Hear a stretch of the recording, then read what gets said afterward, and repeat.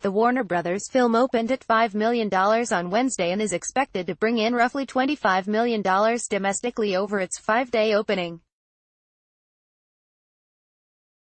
The release of the film, which stars a predominantly Asian cast, will be a watershed moment for both on-screen representation and for romantic comedies. Hollywood is always influenced by the money, so the minute they see something work everyone rushes to make 10 copycats, Kevin Kwan, author of Crazy Rich Asians, and the film's executive producer, told CNN. I feel like if this movie does well opening weekend, the following week all the studios will greenlight 3, 4, 5 different projects in the romantic comedy genre, and maybe even involving Asians. Kwan said he was influenced by the genre because it portrays universal experiences about love and family, but Crazy Rich Asians is much more than a rom-com, which is traditionally lighthearted and humorous. There's a lot of drama in it. I think people have been really emotionally affected in very surprising ways, Kwan said. It's great to see how this movie have in some way been able to transcend the genre, and also be a part of it and pay homage to the grand traditions of these movies. Rom-coms have been a reliable Hollywood staple since the early stages of the film industry, which churned out big hits and even Oscar bait for studios. Yet, even with recent hits like Love, Simon, and The Big Sick, studios have turned their attention to other categories. Related, Crazy Rich Asians review. We now live in a time of spectacle-driven cinema, said Sean Robbins, chief analyst at boxoffice.com. Genres like horror have experienced a resurgence over the past decade, arguably becoming a bigger draw for date-night crowds. It wasn't that long ago that rom-coms ruled the box office. 7 of the top 10 highest-grossing rom-coms were released between 2000 and 2009, according to ComScore.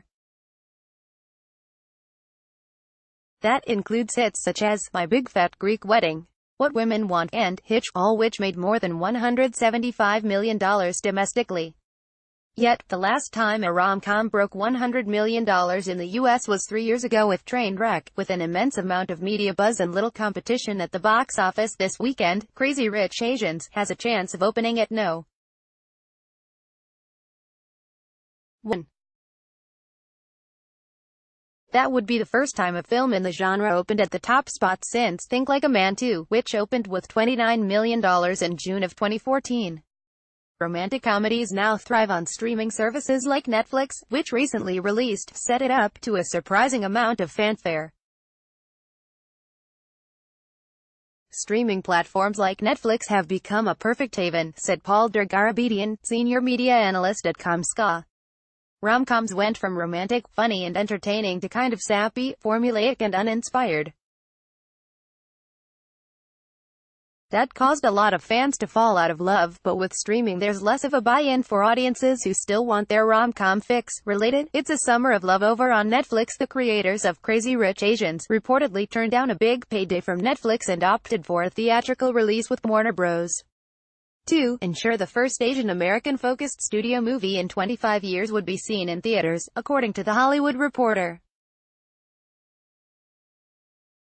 If the gamble pays off and Crazy Rich Asians is a hit, then it could change the definition of an event movie, a blockbuster film with pop culture cachet, according to Angie Han, Mashable's deputy entertainment editor.